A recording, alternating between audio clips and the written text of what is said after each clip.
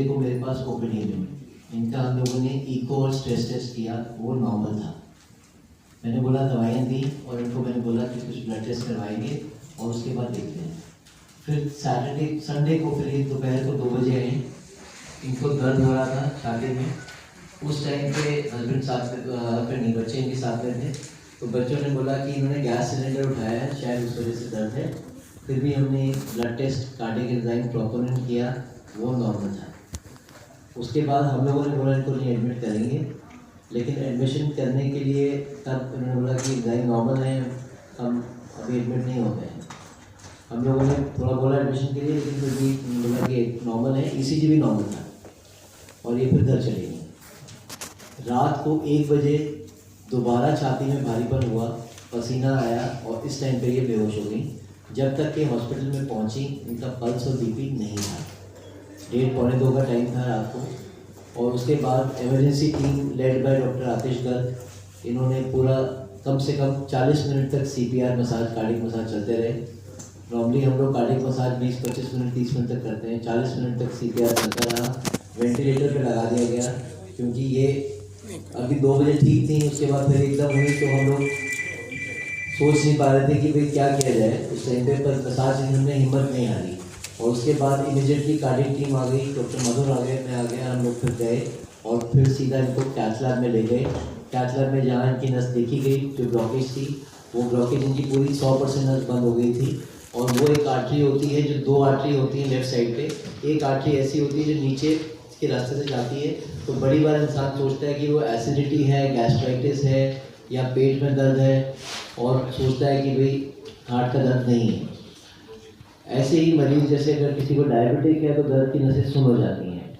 ECG आपका normal आएगा, इस अगर ये आर्टरी बंद हो, चाहे 100% भी बंद हो, तो ईसीजी इसमें नॉर्मल आता है। और ब्लड टेस्ट शुरू में नॉर्मल आएगा, वो 6 घंटे 8 घंटे के बाद बड़े हुए आएंगे। वही इनके साथ हुआ जब ये कार्डियक मसाज चल रहा था, तब वो एंजाइम किए गए, वो नॉर्मल आए, जो दोपहर को 2 बजे नॉर्मल थे। इसीलिए हम लोग इनको पहले जो 0 घंटे 6 घंटे 12 घंटे तक रखते हैं और कार्डियक एंजाइम रिपीट करते हैं कि कोई दिक्कत तो नहीं है। फिलहाल जब देखा 100% नस ब्लॉक थी। नॉर्मल क्या होता है, जैसे गर्म मक्खन छुरी से जाता है वैसे जाती है नस, लेकिन वहाँ पे बिल्कुल ब्लॉक थी तो आगे कुछ नहीं जा रहा था। एक फिर नई पद्धति हमारे पास है जिसको हम लोग बोलते हैं शॉक वेव लिथोट्रिप्सी या लेज़र। वही पद्धति है जो किडनी स्टोन तोड़ने के काम आती है। वही चीज़ जो है, टेक्नोलॉजी जो आई है, इसमें हम लोगों ने फिर रात को, क्योंकि कुछ भी नहीं जा रहा था, क्या किया जाए, फिर वो लेज़र का इस्तेमाल किया। और ये यकीनन ये लेज़र जो था, C2 लेज़र बोलते हैं इसको, ये इंडिया में अभी 2 दिन पहले ही लॉन्च हुआ था।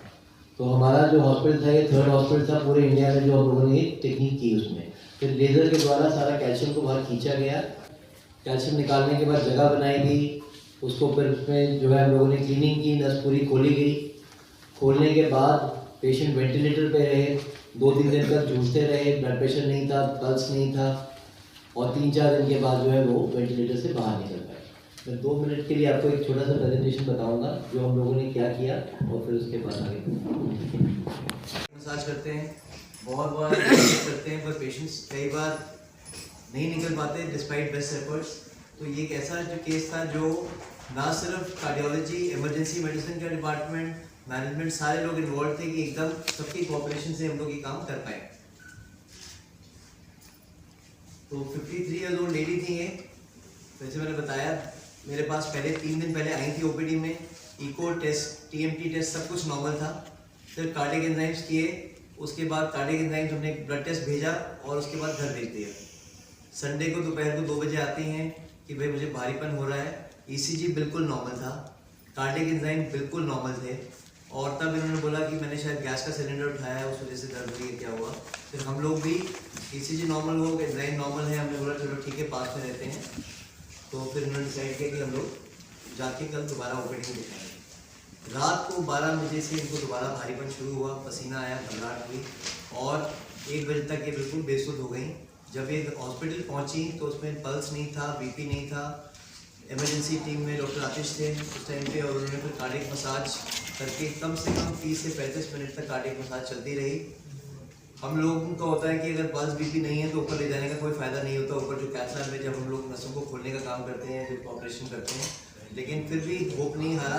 कार्डियक मसाज चल रही है, वेंटिलेटर पे इसको लिया गया है पेशेंट को, लिफ्ट में लेके जा रहे हैं, डॉक्टर 3-4 लिफ्ट में लेके अपने साथ जा रहे हैं। उसके बाद हम लोगों ने इनको लिया गया और उसके बाद जब आया उसी रात को इनको देखा गया कि 100% ब्लॉकेज थी। पूरी टीम आप देख रहे हैं 1-1:30 बजे का 2 बजे का टाइम है, सारी कैथला की टीम भी है, इमरजेंसी टीम भी है और उस टाइम पे ले रहे हैं इनको। और उस टाइम पे देखा कि जब 100% ब्लॉक थी, नॉर्मल केस में जैसे गर्म मक्खन छुरी से जाता है वैसे जाता है, लेकिन इनके केस में अगर डायबिटिक पेशेंट हो तो बिल्कुल पत्थर जैसी नसें हो जाती हैं, कुछ जा नहीं रहा था। और उस समय जो है ना पल्स है ना बीपी है और उसके बाद वेंटिलेटर पे पेशेंट है, तो सोच सकते हैं हमारे पास क्या रास्ते होते हैं और इमरजेंसी में बाईपास ऑपरेशन पॉसिबल नहीं हो पाता है। उसके बाद फिर उसी टाइम पे एक शॉक वेव 120 जैसे ये नाम की एक मशीन है जिसको हम लोग बोलते हैं शॉक वेव लिथोट्रिप्सी C2, ये लॉन्च हुई थी 2 अगस्त को और जो हमारा 3 दिन के बाद हम लोगों ने केस किया था 5 अगस्त को। तो एक थैंक्स करना चाहूँगा पूरी टीम मैनेजमेंट को, डॉक्टर शिखा को कि ये 4 साइडेडनेस थी कि हमने ये मशीन उसी टाइम पे प्रोक्योर की। इंडिया में 3 दिन हुए थे लॉन्च हुए, बाहर के देशों में इसकी काफ़ी अच्छी रिपोर्ट थी, तो ये एकदम ली गई मशीन। ये मशीन से फिर हम लोगों ने जो है ये इंडिया में दो सेंटर्स में यूज़ हुई थी, this was the 3rd centre जहाँ पे ये यूज़ हुई थी पूरे इंडिया में। इससे जो है जैसे किडनी के पत्थर तोड़े जाते हैं लेज़र के द्वारा, वैसे ही इससे हार्ट के अंदर जो कैल्शियम है उसको तोड़ा जाता है और रास्ता बनाया जाता है। नॉर्मल केस में क्या होता है, एंजियोप्लास्टी में तार डाली जाती है, बिल्कुल चर्बी जैसा सॉफ्ट होता है तो वहाँ बैलून खुल जाता है या स्टेंट खुल जाता है। डायबिटिक पेशेंट्स में वृद्धावस्था में कैल्शियम इतना पत्थर जमा हो जाता है कि बैलून वगैरह नहीं खुल पाता। आप देख रहे हैं कि बैलून खुल नहीं पा रहा है, उस वजह से वहाँ पे फिर एक स्पेशल टाइप की ये रॉड होती है जिसमें से लेजर निकलता है और ये कैल्शियम को तोड़ा जाता है।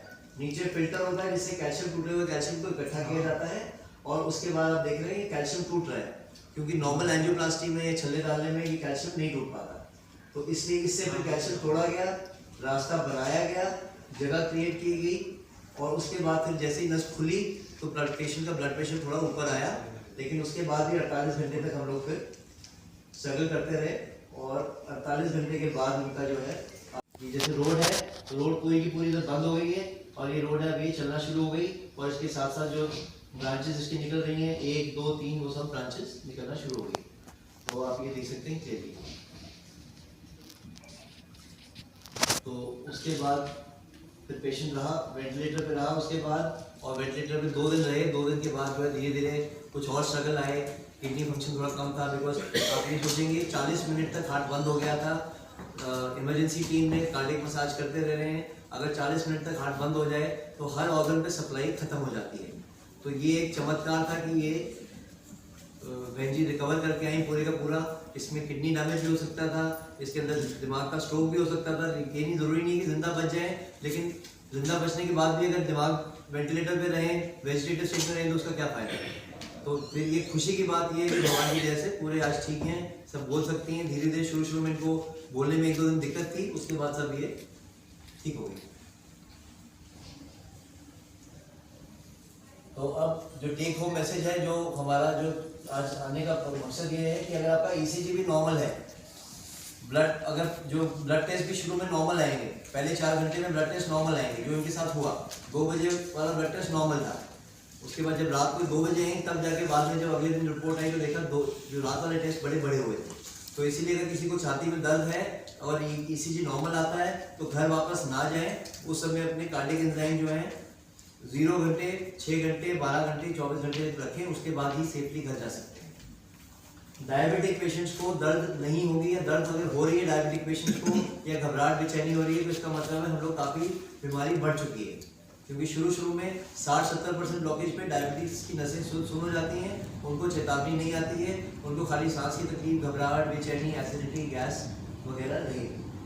और डायबिटिक पेशेंट में पत्थर ज़्यादा हो जाता है जमा, उसकी वजह से हम लोगों ने ये कैल्शियम वाला जो लेज़र शॉक है C2 लेज़र बोलते हैं, जिसको इस्तेमाल किया। अगर ये नहीं होता तो उस टाइम पे इमरजेंसी बाईपास की फैसिलिटी जो है हमारे पास है, लेकिन उनकी ऐसी हालत नहीं थी कि जिसमें BP नहीं है, पल्स नहीं है, मसाज कर रहे हैं, वेंटिलेटर पे, तो कि हम लोग बाईपास कर रहे हैं। हॉस्पिटल गुड़गांव एक बहुत ही खास केस था जिसमें एक महिला थी जिनको छाती में भारीपन हुआ था। पहले ECG नॉर्मल था, एंजाइम नॉर्मल थे, हमारे पास आई थी, उसके बाद घर चली गई थी रात को दोबारा आई और मेजर अटैक जिसमें कोई पल्स नहीं, कोई बीपी नहीं, उनका वेंटिलेट किया गया। 40 मिनट तक इमरजेंसी टीम ने कार्डियक मसाज किया, उसको 2 बजे के करीब लिया गया। देखा गया तो पूरी 100% कैल्सिफाइड ब्लॉकेज थी। वो ब्लॉकेज को special technique C2 IVL catheter के द्वारा खोला गया। वो कैथेटर अभी 2 दिन पहले ही इंडिया में लॉन्च हुआ था और उसके बाद खोलने के बाद पेशेंट वेंटिलेटर से जूझती रहीं, ब्लड प्रेशर से जूझती रहीं, किडनीज़ भी कमज़ोर थी। लेकिन उसके बाद भगवान की दया से 3 दिन में जो है पेशेंट वेंटिलेटर से बाहर आया और 5 दिन में हम लोग पेशेंट को डिस्चार्ज कर पाए, thanks to all the team which was involved. Heart की टीम थी, एनेस्थीसिया की टीम थी, इमरजेंसी की टीम थी, मैनेजमेंट टीम थी। अगर ये नहीं होता तो ये संभव नहीं होता। इस टेक्निक की क्या खासियत है जो आपने यूज़ किया? सर ये जैसे किडनी स्टोन को तोड़ने के लिए पत्थर यूज़ किए जाते हैं, लेज़र यूज़ किए जाते हैं, वैसे ही एक स्पेशल टाइप की लेज़र टेक्निक है जिसको हम लोग कैल्शियम को ब्रेक करने के लिए किया जाता है। कैल्शियम हमारा सबसे बड़ा दुश्मन होता है। कैल्शियम अगर डायबिटिक पेशेंट है, वृद्धावस्था है, तो उसमें हम लोग पहले के ज़माने में सीधा बाईपास के लिए भेज देते थे और ये काम नहीं कर पाते थे। लेकिन अब हमारे पास न्यू टेक्नोलॉजी अवेलेबल है, शॉकवेव, लेज़र, रोटाफ्लेशन, जिससे हम लोग ये कैल्शियम तोड़ सकते हैं और इमरजेंसी सिचुएशंस में पेशेंट की हेल्प कर सकते हैं और कुछ हद तक स्टेंट्स को भी अवॉइड कर सकते हैं। कंट्रोल करने हैं आपको, जैसे बैंक का होता है KYC, वैसे know your numbers, pulse, BP, fasting blood sugar और चौथी है वॉकिंग डिस्टेंस। ये 4 नंबर आप जो है, मैं सभी पेशेंट्स को बोलता हूँ, ये 4 नंबर अपने आप नोट करते रहिए। अगर 90% चांसेस हैं ये नंबर कंट्रोल में, तो आपको रिस्क ऑफ ब्रेन स्ट्रोक या हार्ट स्ट्रोक नहीं होगा।